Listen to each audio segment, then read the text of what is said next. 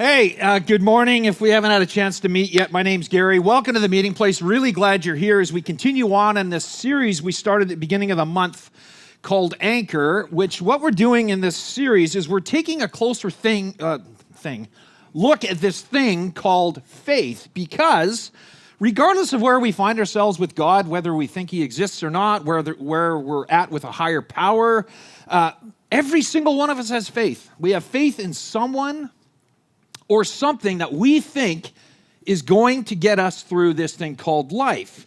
And if you've missed any of those messages, you can catch up online or on our app, and I would encourage you to do that. But I'm going to start today by asking a question. Any runners in the crowd? A few of you, and the rest of you are looking at the runners like a dog at a new dish, kind of like, what? You like running? You're weird, and you're going to move your seat and all that. But hey, I was like Forrest Gump, man. I loved running when I was a kid. I used to run everywhere. Usually, if I was running, it was either into trouble or away from the cops. It's one of the two, and it sounds bad, but here I am, so there is hope, right? But I ran everywhere. I loved running. But then this weird thing happened.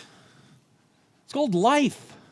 I graduated high school, met a girl, got engaged, got married, had kids, bought a bunch of dogs, got a house. Running, I just didn't have time for running. And so it fell by the wayside. And you know what they say, time flies when you're having fun. Well, it's true, because time did fly. The next time I found myself running, and I'm not going to say how many years passed, but it was a few, okay? It was quite a few years had passed since I had last laced up some shoes. And I was having, obviously, some fun because I was just like 1 or 2 pounds heavier than I was when I graduated, okay? But when I did finally get back into running, I was shocked at how much I missed it. Lacing up the shoes, throwing in the earbuds, cranking on some running tunes, hitting the road, and just getting lost in my thoughts, man. There's nothing better. Now, not only do I love running, there's something else I love, and it's a challenge. I love to be challenged. The problem is, sometimes when I'm challenged, I say yes before I know what I'm saying yes to. Case in point, one day my youngest daughter, Emily, comes up to me and she says, "Hey, Dad, you up for a challenge?" I said, "Yes, sign me up, I'm in." I didn't even know what the challenge was, but I'm in. And she says, "We're running a half marathon." And I said, "Okay, sign me up. Let's go. Let's do it." And something else, I didn't even know how long a half marathon was. It's 21 and a half kilometers. But I said yes, so here we go. Now, something else I learned, I had no idea, but something else I learned very quickly was apparently there's these phases that runners go through when they're on a long-distance run. The first one is called the pleasure phase. And again, if you're not a runner, you're looking at it like, running's not fun in the beginning, so how could it even be a pleasure? But it's true. There's this phase in running running is still fun, right? It's just like your body's loose, your heart's pumping, the blood's flowing, the breathing is easy. It's almost like that summertime, the blues song, Summertime. The birds are singing, the fish are jumping, the sun is shining, and the cotton is high. It's just like, yes, there's no better place to be. And as my daughter and I started this race, I remember crossing the starting line, surrounded by all these other runners, and it was just, the energy coming off them was incredible. And off we went. And it lasted for about 7 kilometers. And then I hit the next stage. It's called the drudgery phase. And it is aptly named because drudgery, by definition, means hard, dull, menial work. I remember passing the 10K mark and thinking to myself, you idiot. This is not fun anymore. I'm not even halfway and I'm dying here. Why did I even do this? Running was not even close to, fun and running didn't even come up in the same sentence anymore. Breathing was hard. Blinking hurt. Sweating, that was an effort. And drinking much needed hydration out of those paper cups they had to you, no, there was no chance. My shirt was fine, but I didn't get any in my mouth. Kilometer 15, I hit the next phase, And perhaps this is a phrase that's most familiar, even if you're not a runner. It's called hitting the wall. And if you've never seen somebody hitting the wall while running, check out this little clip. Push it to the limit. Walk along the razor's edge. But don't look down, just keep your head or you'll be finished. Open up the limit. Past the point of no return. Reach the top, but still you gotta learn how to keep it.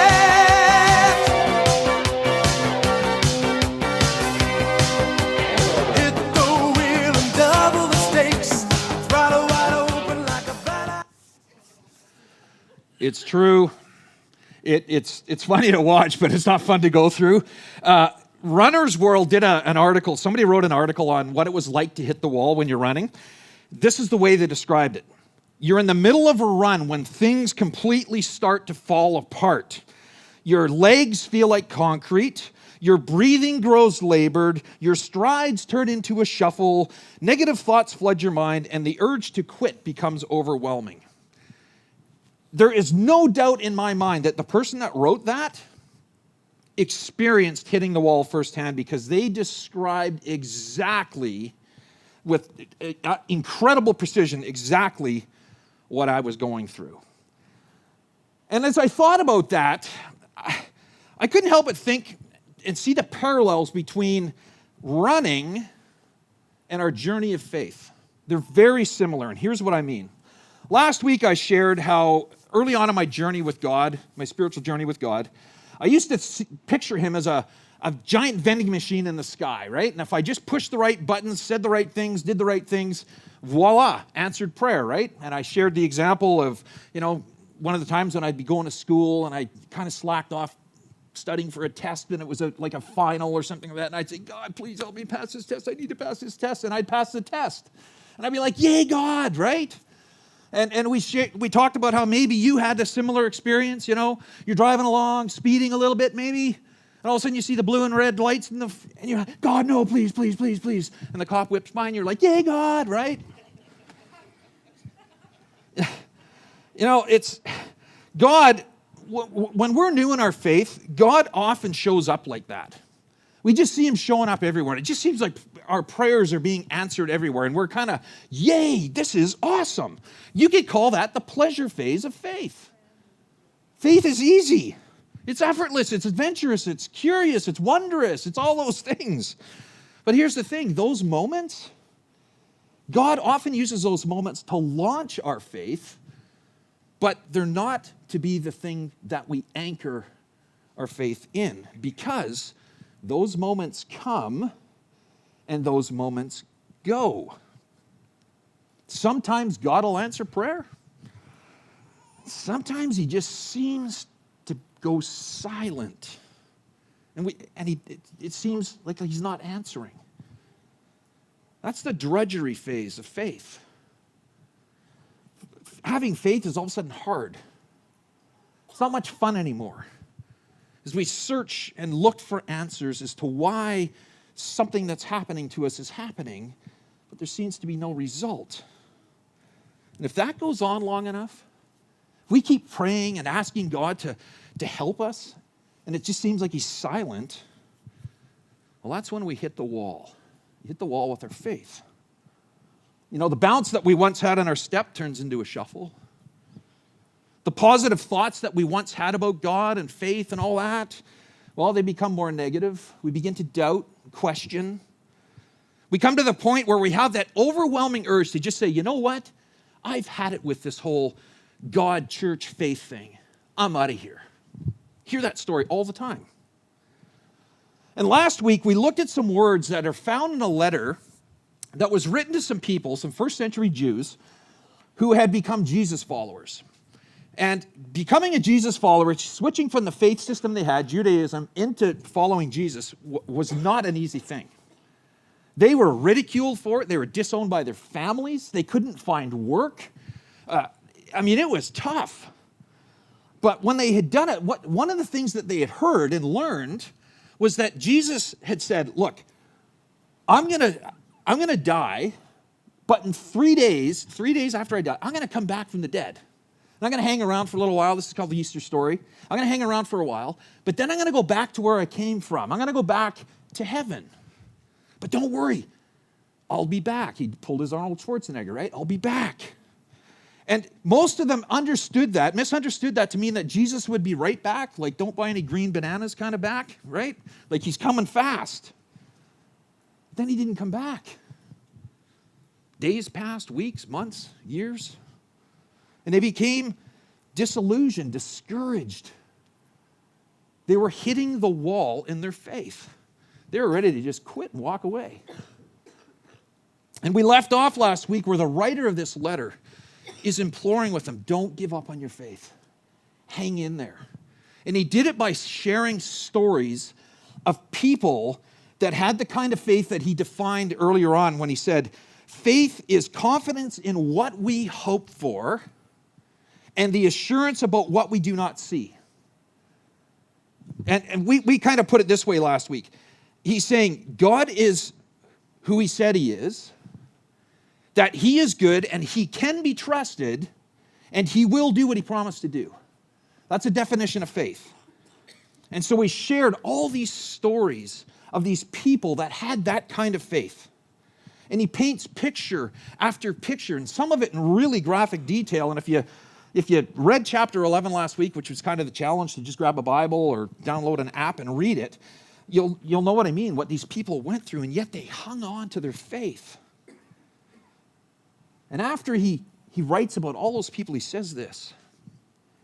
He says, therefore, and he's referring to, he's therefore, if God is who he says he is, and that he is good and he can be trusted, and he will do what he's promised to do, since we are surrounded by such a huge crowd of witnesses, he's talking about all those people that he just talked about and a whole bunch more. He says, with that huge crowd of witnesses to the life of faith, let us strip off every weight that weighs us down, especially the sin that trips us up, and let us run with endurance the race God has set before us. Now you might be thinking, oh, okay, well, what does that mean exactly? Well, to help put these words into context, during the time that this was written, in that part of the world where this took place, sports were a huge part, which, I mean, it is today in culture today. Sports is a big deal. But back then, I mean, they were in a hand-to-mouth kind of society, so sports was even it was like an elite thing. And so they would hold these athletic games every couple of years where local athletes would come together and they'd compete against each other. And then every fourth year, they'd have these massive games where athletes from around the known world would come and compete. We actually still celebrate those games today. It's called the Olympic Games. And so when they heard these words, let us strip off every weight that slows us down, they would have understood what the writer was referring to. You see, back then, it was common for athletes that were competing in the games to enter into the stadium or the Coliseum, wherever it was they were having the competition, wearing these long flowing robes that would go right down to the ground.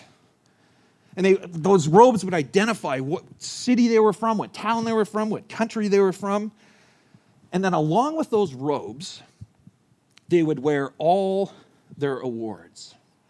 They would wear crowns, medals, wreaths, all the stuff that represented their winnings, all the wins they'd had in previous competitions. And a lot of it was for to psych your competition out.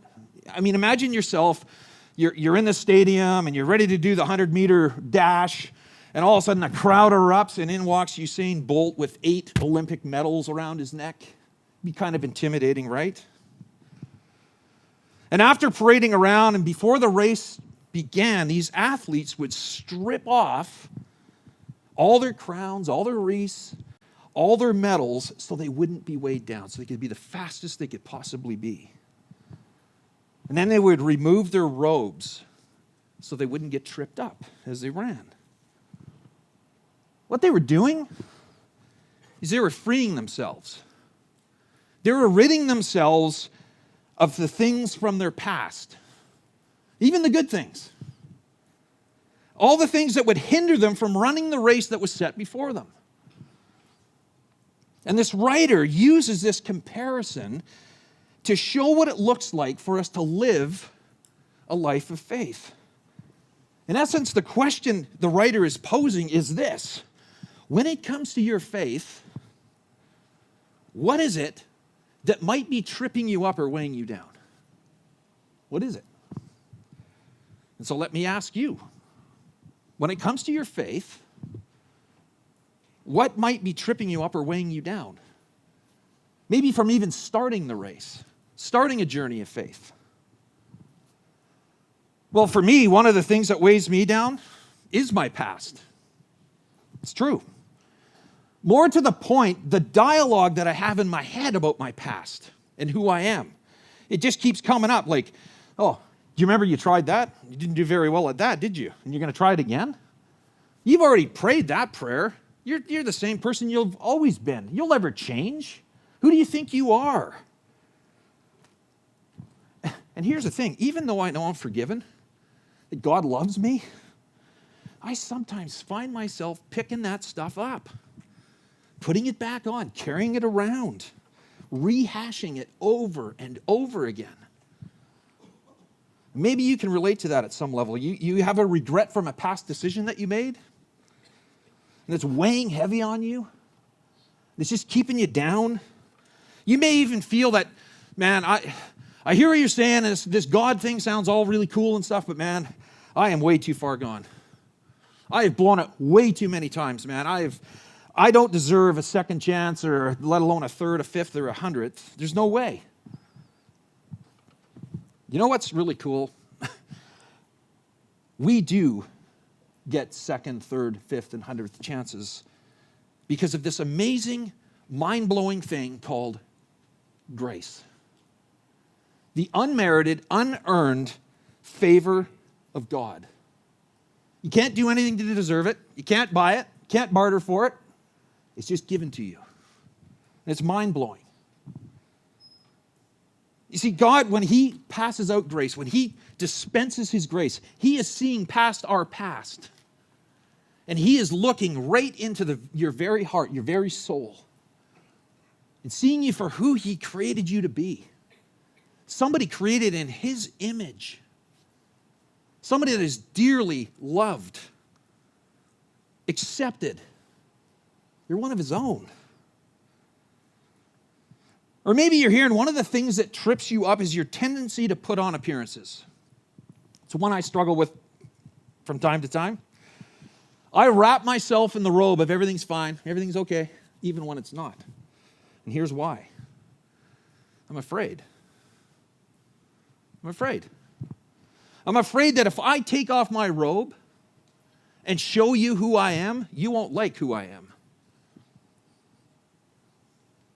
Let us strip off every weight that slows us down, especially the sin, that thing that just doesn't seem to let go, the addiction, the toxic relationship, the habit, the anger, whatever it is that seems to trip us up. And let us run with endurance the race that God has set before us.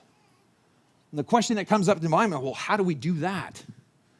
And all this stuff is weighing us down and pulling us down and trying to trip us up. How do we do that? And the writer says, by keeping our eyes on Jesus.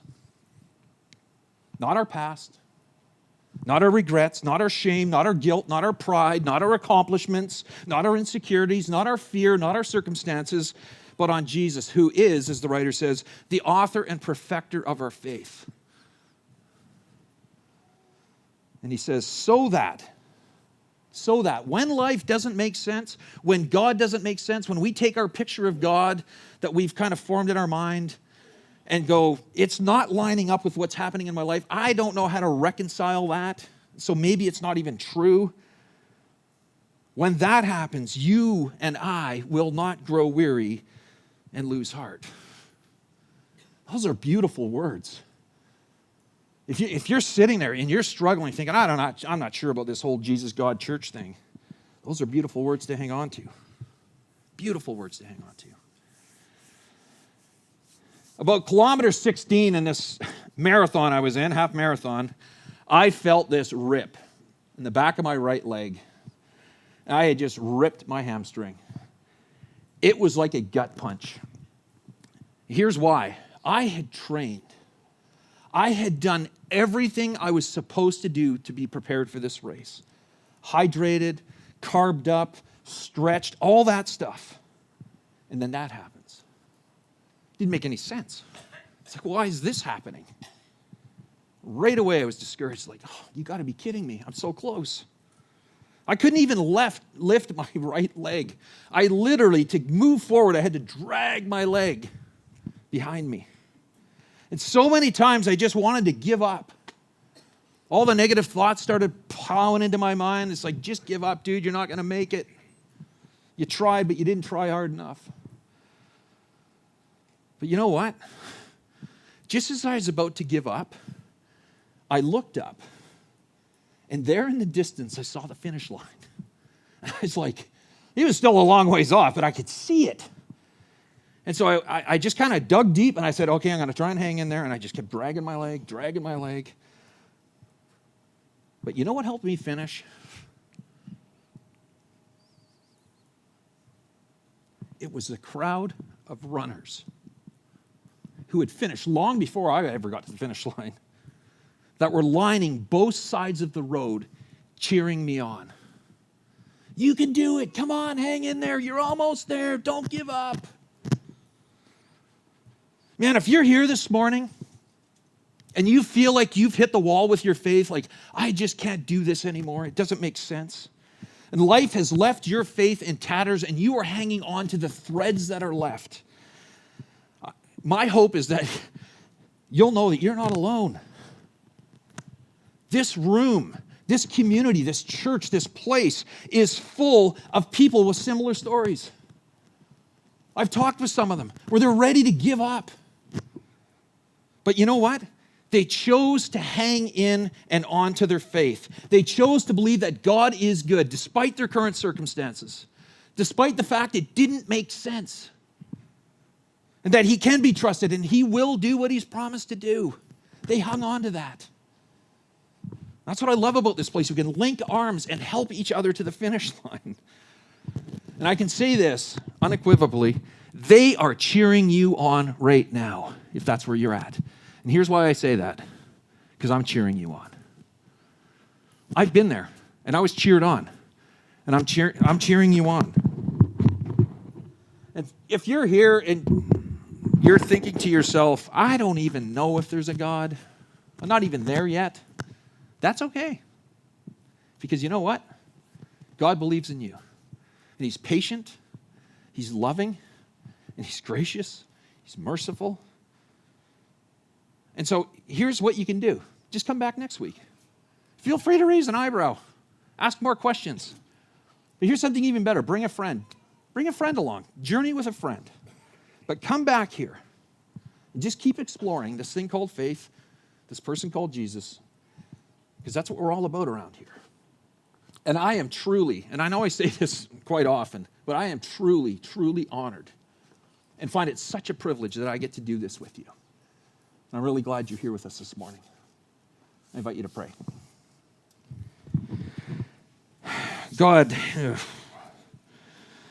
sometimes it is so hard to live with the confidence that you are who you say you are, that you are good, that you can be trusted, and that you will do what you promise to do. When life is pressing in and it doesn't make sense, that's when those negative thoughts tend to take center stage.